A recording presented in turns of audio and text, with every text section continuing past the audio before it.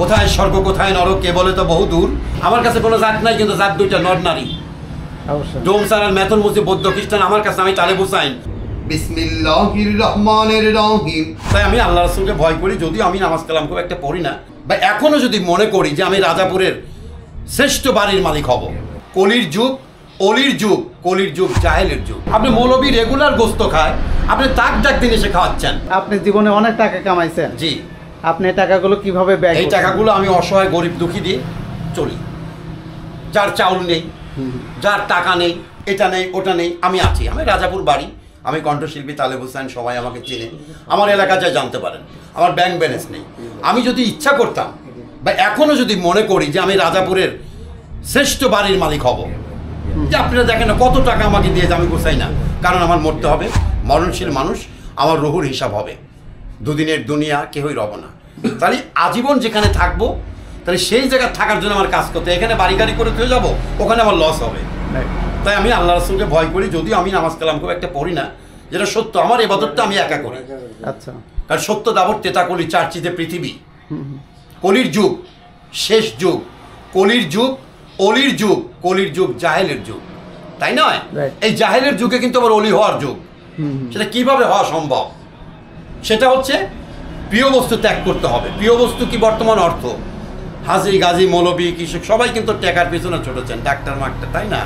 এই টাকাকে যে ঘৃণা করবে, মানুষের কল্যাণে টাকাকে বিলীন করবে, হ্যাঁ, তার হাকিকতটা আছে। এবং সে যদি পরকাল পায়, পাবে, শান্তি পাবে। নইলে আল্লাহর আদেশ আপনার মানা হচ্ছে না, আপনি টাকা গুছাচ্ছেন, আপনি দাড়ি চুবি জুব্বালে বেড়াচ্ছেন, রাসূলের লোক হয়ে বেড়াচ্ছেন, কিন্তু আপনি গরিবের সেবা করছেন না। আপনি মৌলবী রেগুলার গোস্ত খায়, আপনি তাক ডাক দিন এসে খাওয়াচ্ছেন। দিনে নবী কি তাক বলেছেন? একটা মৌলবী, একটা বক্তা রেগুলার মাহফিলে যায়, ভালো মন্দ কিন্তু উনি খায়। উনি কিন্তু বলে না যে আমার জন্য এইটা দেন, আপনারা দেন, আমরা দেই, তাই আমরা অপরাধী।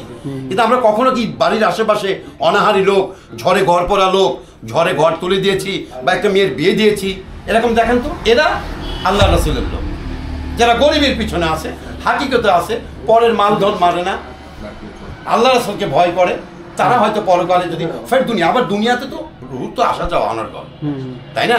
অবশ্যই খাতা চেঞ্জ। আমি কোথায় ছিলাম, কোথায় এলাম, আবার কোথায় যাব। আমি শ্রেষ্ঠ জীব 1800 মাখলুকাতের। আমার শ্রেষ্ঠত্বের পরিচয় দিতে হলে আমার রাসূলকে, আমার আল্লাহকে মানতে হবে। সেটা প্রথম কাতারে অন্যায় থেকে বিরত, এবং অনাহারকে আহার দাও, বস্ত্রহীনকে বস্ত্র দাও।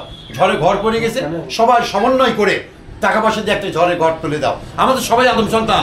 এই হাবিল কাবিল থেকে আমার কাছে কোনো জাত নাই, কিন্তু জাত দুইটা, নর নারী। ডোম সারাল মেথন মুসলিম বৌদ্ধ খ্রিস্টান, আমার কাছে আমি তালেব হুসাইন, আমার কাছে কোনো জাত নাই। মুসলমান ডোম সবাই সমান আমার কাছে, কারণ ওই আদম হওয়ার সন্তান আমরা, গন্ধবের কথা এসেছি হাবিল কাবিল থেকে শুরু করে, তাই না? কি বলবো আর ভাই, দুদিনের দুনিয়া, হয়তো বললাম চলে যাবো, আপনাদের সেবায় আছি। আমি মাধ্যম গুছাতে পারতাম, সারা বাংলাদেশে আমার নাম। তা আমি আসলে সাধারণভাবে থাকি, ওই যে অলি সেজন্য অলি হও, আলেম সেজন্য আলো। আপনি মনে করবেন না যে মাজার, আমি কিন্তু মাজার ওপর যাই না, মাজার পূজারি না, আমি মানুষ পূজারি। আমি মানুষকে ভালোবাসি।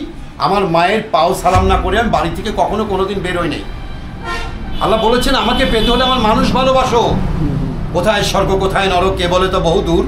মানুষের মাঝেই স্বর্গ নরক, মানুষে ঈশ্বর আসুন। মানুষ থেকে খোদা ভজ এই মন্ত্রণা কে দিয়েছে? মানুষ ভজ কোরআন খোঁজ, পাতায় পাতায় লেখা আছে। তা মানুষের অন্তরে আঘাত দিয়ে কোনো ইবাদতের কাজে আসবে না। আগে মানুষ ভালোবাসা শিখতে হবে, আর মানুষের মধ্যে থেকে আল্লাহকে পাওয়া যাবে।